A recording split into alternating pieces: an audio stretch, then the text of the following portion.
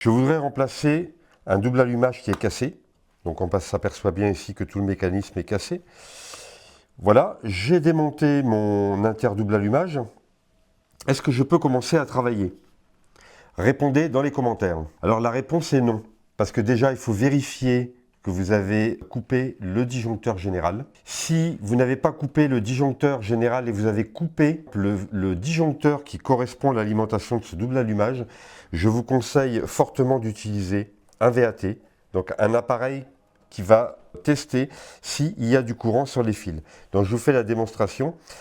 Je l'utilise de cette façon-là. Je mets la pointe du testeur sur la partie cuivre du conducteur. Hop, là je n'ai pas de courant, là je n'ai pas de courant, et sur le troisième conducteur, je n'ai pas de courant. Là je suis sûr que je peux commencer à travailler. Et c'est uniquement sous ces conditions-là. Donc là maintenant je sais que j'ai plus de courant sur mes fils. Donc je repère mes fils. Alors qu'est-ce que je vois ici? Je vois un fil rouge, un fil blanc et un fil orange. Donc comment je branche le double allumage que je viens d'acheter tout neuf? Alors il faut tout simplement regarder le schéma. Alors si on regarde le schéma qui est derrière l'interrupteur, qu'est-ce qu'on voit? On voit ici un plot P, donc c'est-à-dire que c'est le plot de phase. Donc ce que je fais, c'est que déjà celui-là, je peux commencer donc à l'enlever. Voilà. Donc là, ce fil rouge, je sais que c'est ma phase. Ensuite, j'ai un orange et un blanc. Si je regarde mon schéma, voilà, le orange va à une lampe et le blanc va à une lampe, ce qui est logique. Parce que comme j'ai un double allumage, ça veut dire qu'il y a deux commandes, il y a forcément une phase d'alimentation et il y a forcément deux fils qui vont à deux lampes différentes.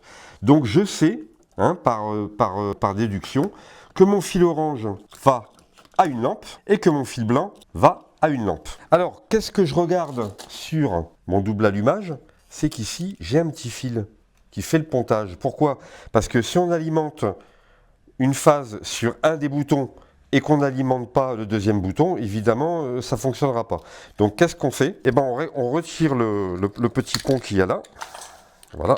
Hop. Et on va le remettre de la même façon sur mon nouvel appareillage. Voilà. Donc là, ici, je regarde mon schéma. Donc, pareil. Donc, on a ici la phase qui se trouve là, que je relie sur le deuxième bouton, bouton de commande, voilà. Ici, vous remarquerez, si vous voyez bien, que les bornes sont doublées, comme je l'avais dit dans d'autres vidéos, les constructeurs se sont accordés pour justement doubler à chaque fois les bornes pour qu'on puisse faire du repiquage. Là, c'est le cas. Donc là, qu'est-ce que je fais? Je branche mon fil de phase. Alors j'espère que vous voyez bien avec...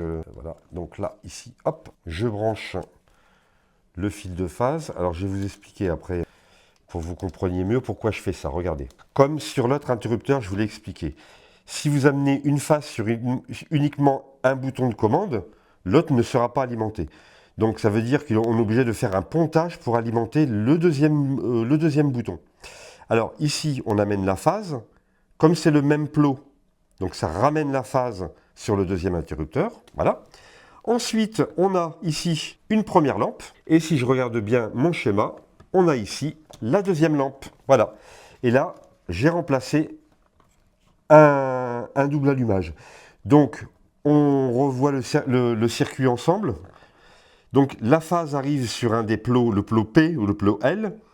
On fait un petit pont sur l'autre borne, pareil, plot P ou plot L. Une fois que vous appuyez sur un bouton, le courant amène la tension à la lampe. Et si je refais la même chose sur l'autre bouton, c'est pareil, la phase amène le courant à la deuxième lampe.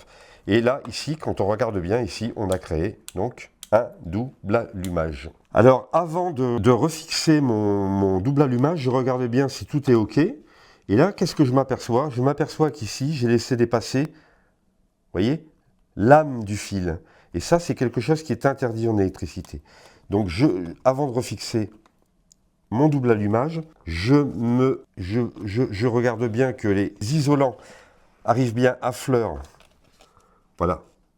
Hein, arrivent bien à fleur de la borne.